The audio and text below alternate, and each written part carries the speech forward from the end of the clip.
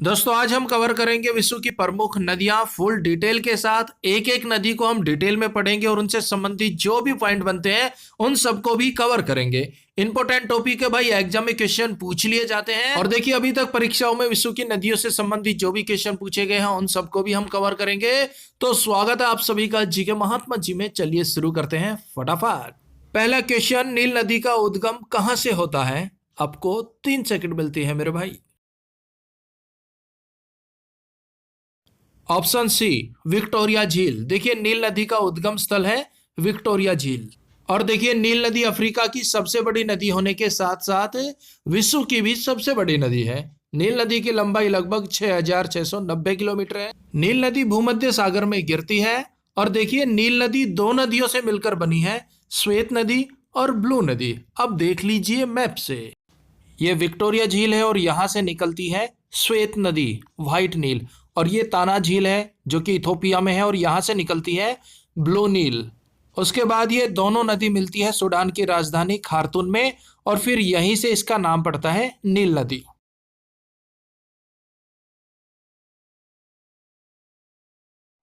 तो देखिए श्वेत नदी का उद्गम स्थल हो गया विक्टोरिया झील, ब्लू नदी का उद्गम स्थल हो गया ताना झील। अब देखिए श्वेत नदी और ब्लू नदी सूडान की राजधानी खार्तूम में आकर मिलती है, फिर ये कहलाती है नील नदी। देखिए दोस्तों जो भी पॉइंट हम आपको बता रहे हैं वेरी वेरी इंपॉर्टेंट पॉइंट है, एग्जाम में कहीं से कुछ भी पूछ सकते हैं, तो इन्हें आप बिल्कुल भी इग्नोर मत कीजिएगा। नील नदी के अपवाह क्षेत्र में मिस्र, इथोपिया, सूडान, युगांडा, केन्या और रवांडा जैसे देश आते हैं। एक पॉइंट और नोट कीजिए, वेरी इंपॉर्टेंट है, मिस्र को नील नदी की देन कहा जाता है और यह कथन है ग्रीक इतिहासकार हेरोडोटस का। नेक्स्ट, निम्न में से कौन सी नदी मकर रेखा को 2 बार काटती है? इंपॉर्टेंट क्वेश्चन है भाई, एग्जाम में पूछा जा चुका है। ऑप्शन डी लिम्पोप नदी। देखिए लिम्पोप नदी मकर रेखा को 2 बार काट पर आप मैप से देख लीजिए, आपको अच्छे से समझ आ जाएगा। ये देखिए ये लिम्पोप नदी है और ये हमारी है मकर रेखा। लिम्पोप नदी बोत्सवाना और दक्षिण अफ्रीका की सीमा से निकलती है और यहां से ये मकर रेखा को 2 बार काटती हुई हिंद महासागर में गिर जाती है। तो देखिए लिम्पोप नदी बोत्सवाना और दक्षिण अफ्रीका की सीमा से निकलती और हिंद महासागर में गिर जाती है। लिम्पोप नदी मकर रेखा को 2 बार काटती है, आपने मैप से भी देख लिया। लिम्पोप नदी को घड़ियाल नदी के नाम से भी जाना जाता है।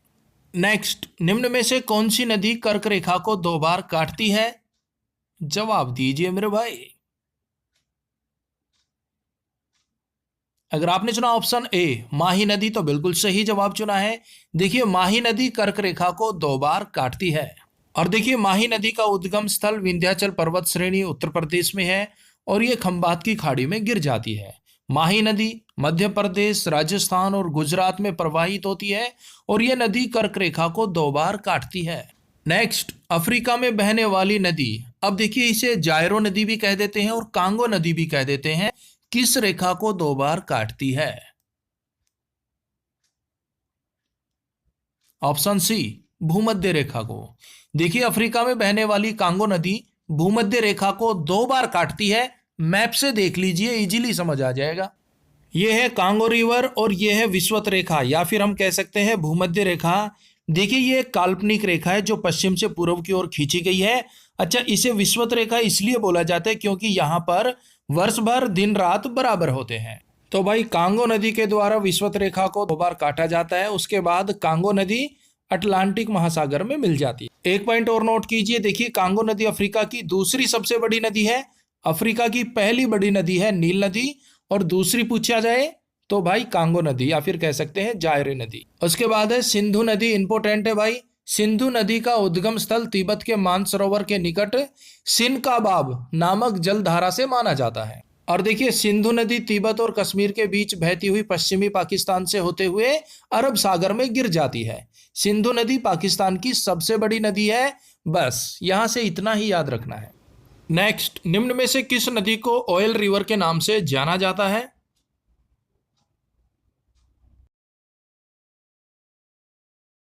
ऑप्शन ए नाइजर नदी। देखिए नाइजर नदी को ऑयल रिवर के नाम से जाना जाता है। नाइजर नदी दक्षिण अफ्रीका से निकलकर हिंद महासागर में मिल जाती है। ये जो आप देख रहे हैं ये नाइजर नदी है और ये यहां से निकलती है और यहां पर हिंद महासागर में मिल जाती है। नेक्स्ट, निम्न में से किस नदी पर विक्टोरिया जलप्रपात है?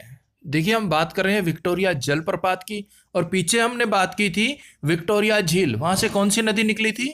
नील नदी। ऑप्शन सी जाम्बेजी नदी। देखिए विक्टोरिया जलप्रपात जाम्बेजी नदी पर स्थित है, और देखिए जाम्बेजी नदी अफ्रीका के पश्चिमी जाम्बिया से निकलती है और यह हिंद महासागर में मिल जाती है। विक्टोरिया जलप्रपात जाम्बेजी नदी पर स्थित है, और विक्टोरिया जलप्रपात को स्थानीय भाषा में मोसी ओ आ तुनिया के नाम से जाना जाता है। और देखिए अफ्रीका में सबसे ज्यादा जल विद्युत उत्पादन इसी नदी पर होता है। कौन सी नदी पर? जाम्बेजी नदी। मैप से देख लीजिए, यहाँ पर है जाम्बेजी रिवर, ये यहाँ से निकलते हुए हिंद महासागर में गिर जाती है। Next question, very important question, Asia महाद्वीप की सबसे लंबी नदी कौन सी है? ऑप्शन बी यांगसी नदी। देखिए एशिया महाद्वीप की सबसे लंबी नदी है यांगसी नदी। यांगसी नदी एशिया महाद्वीप की सबसे लंबी नदी है। यह नदी तिब्बत के पठार से निकलकर दक्षिणी चीन सागर में गिरती है। और देखिए तिब्बत के पठार को पामीर के पठार के नाम से भी जाना जाता है, और यह है विश्व का सबसे ऊंचा पठार है। ये देखिए चाइना का मैप है, और यहाँ से ये यांगसी नदी है, और यहाँ से ये बहते हुए चली जाती है दक्षिणी चीन सागर में। उसके बाद है मेकांग नदी, ये तिब्बत के पठार से निकलती है और चीन, म्यांमार, थाईलैंड, लाओस तथा कंबोडिया होते हुए चीन सागर में गिर जाती है। नेक्स्ट, निम्न में से किस नदी को पीली नदी के नाम से जाना जाता है? वेरी वेरी इंपॉर्टेंट नदी है भाई, यहां से बहुत बार एग्जाम में क्वेश्चन पूछे गए हैं। ऑप्शन डी हवांग हो। देखिए हवांग हो नदी को पील के नाम से जाना जाता है। हवांग हो नदी एशिया की दूसरी सबसे बड़ी नदी है। एशिया की सबसे बड़ी नदी है यांगसी नदी, और दूसरी पूछा जाए तो हवांग हो नदी है। हवांग हो नदी के किनारे पर पीली मिट्टी अधिक पाई जाती है, इसलिए इस नदी को पीली नदी कहा जाता है। और देखिए हवांग हो नदी का उद्गम स्थल कुनकुल पर्वत है, चीन के मध्य से होते हुए ये प्रशांत महासागर में मिल जाती है। एक पॉइंट और नोट कीजिए, देखिए हवांग हो नदी को चीन का शोक भी कहा जाता है।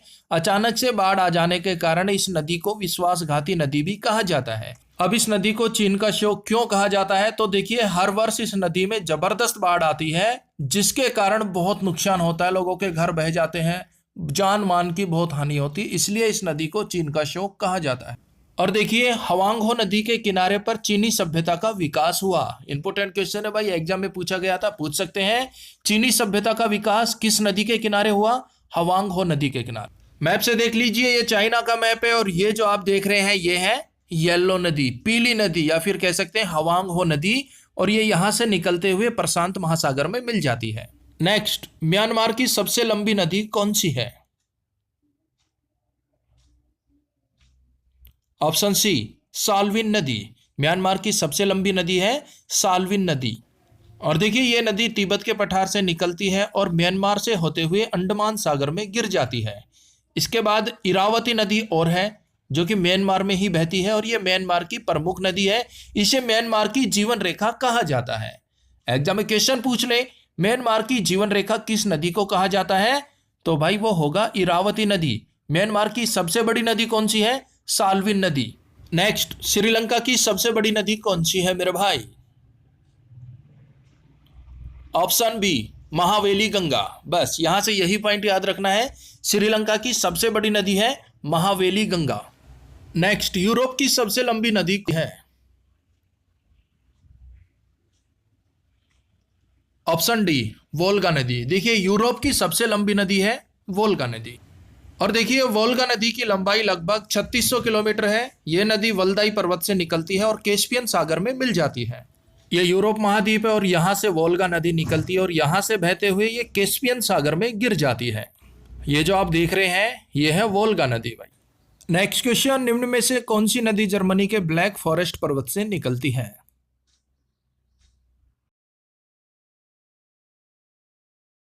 ऑप्शन ए डैन्यूब नदी। देखिए डैन्यूब नदी जर्मनी के ब्लैक फॉरेस्ट पर्वत से निकलती है और काले सागर में गिर जाती है।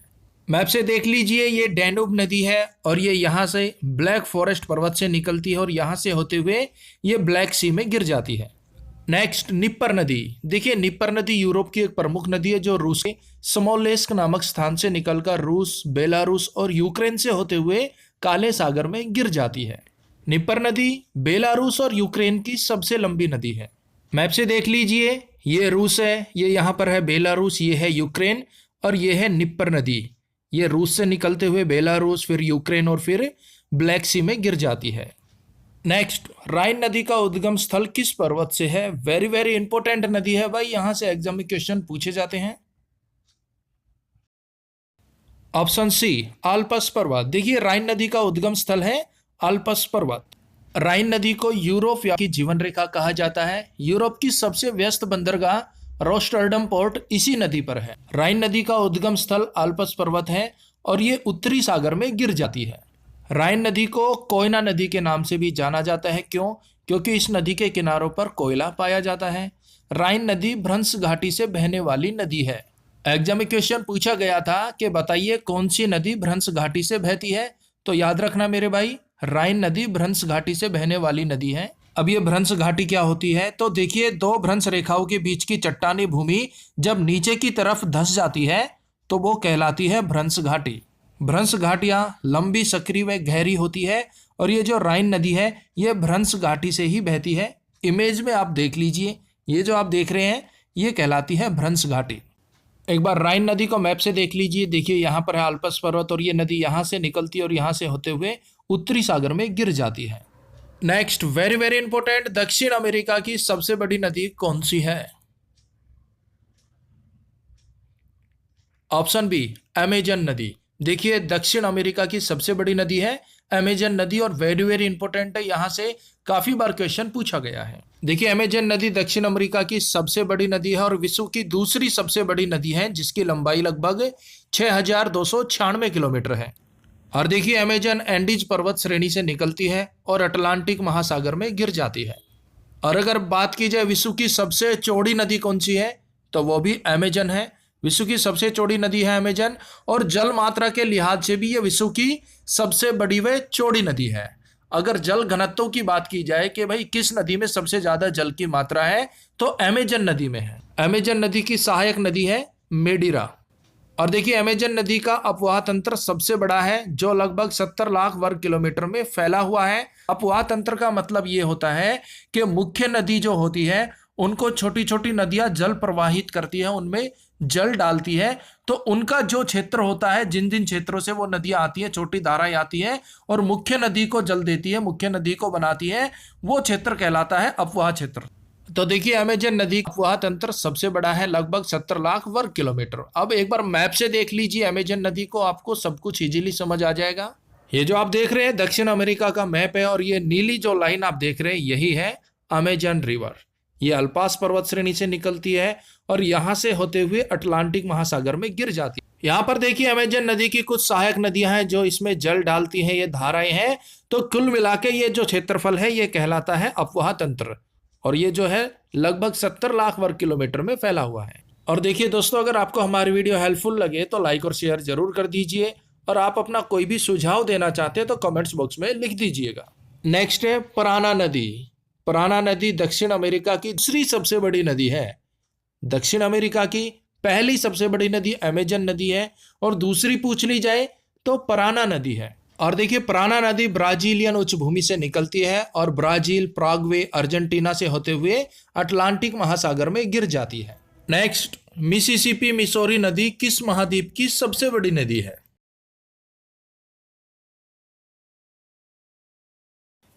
ऑप्शन सी, उत्तरी अमेरिका। देखिए उत्तरी अमेरिका की सबसे बड़ी नदी है मिसिसिपी मिसौरी। और देखिए इस नदी का उद्गम स्थल इटास्का झील है और ये मैक्सिको की खाड़ी में गिर जाती है। और देखिए मिसिसिपी मिसौरी नदी की दो सहायक नदियां हैं, मिसौरी और टेनेसी। मिसिसिपी मिसौरी नदी पंजे के आकार का डेल्टा बनाती है। एग्जाम में क्वेश्चन पूछा गया था, पूछ सकते हैं पंजे के आकार का डेल्टा कौन सी नदी बनाती है, तो मिसिसिपी मिसौरी। और ये उत्तरी अमेरिका में बहती है और उत्तरी अमेरिका की सबसे बड़ी नदी है। और देखिए मिसौरी नदी के द्वारा इस प्रकार का डेल्टा बनाया जाता है जो कि पंजे के आकार का लगता है। नेक्स्ट, सेंट लॉरेंस नदी उत्तरी अमेरिका के ग्रेट लेक से निकलती है और अटलांटिक महासागर में गिरती है, बस इतना ही याद रखना है। नेक्स्ट, वेरी इंपॉर्टेंट है, निम्न में से कौन सी नदी ऑस्ट्रेलिया महाद्वीप में बहती है? Option A, Murray darling.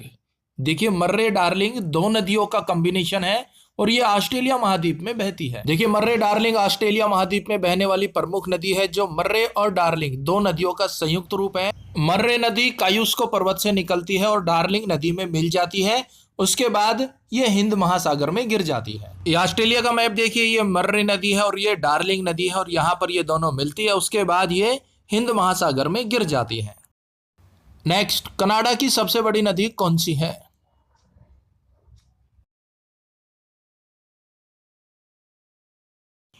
Option D, McKenzie नदी। कनाडा की सबसे बड़ी नदी है मैकेंजी नदी। नेक्स्ट, रियो ग्रांडे नदी। ये यूएसए और मैक्सिको की अंतरराष्ट्रीय सीमा रेखा बनाती है और ये मैक्सिको की खाड़ी में गिर जाती है। बस इतना ही याद रखना है। यूएसए और मैक्सिको की अंतरराष्ट्रीय सीमा रेखा कौन सी नदी बनाती है? रियो ग्रांडे नदी। नेक्स्ट, इटली की गंगा किस नदी को कहा जाता है? इंपॉर्टेंट क्वेश्चन है मेरे भाई। ऑप्शन ए, पो नदी को। देखिए, इटली की गंगा कहा जाता है पो नदी को। अब देखिए, रूस की कुछ प्रमुख नदियां हैं जो एग्जाम में पूछ ली जाती है, उनको भी देख लीजिए। सबसे पहले है दोन या फिर कह सकते हैं डॉन। ये रूस की प्रमुख नदी है, पश्चिमी रूस से निकलती है और एजोव सागर में गिरती है। उसके बाद है अमूर नदी, रूस और चीन के बीच अंतरराष्ट्रीय सीमा रेखा बनाती है। उसके बाद है अंगारा नदी, रूस की नदी है। लेना नदी रूस की नदी है। ओब नदी रूस की नदी है। अब देखिए दोस्तों, विश्व की नदियों से संबंधित जो भी इंपॉर्टेंट क्वेश्चन थे, जो भी पॉइंट बन रहे थे, हमने कवर कर लिए हैं। अब यहां से एक चैप्टर और बनता है, नदियों किनारे बसे नगर, नदियों किनारे बसे शहर, विश्व के हो चाहे भारत के हो, उन सभी पर कंप्लीट ट्रिक वीडियो हम बनाएंगे। और ये वीडियो आपको कैसा लगा, हेल्पफुल लगा तो भाई लाइक और शेयर कर दीजिएगा। मिलते हैं नेक्स्ट वीडियो में, तब तक के लिए जय हिंद, जय भारत।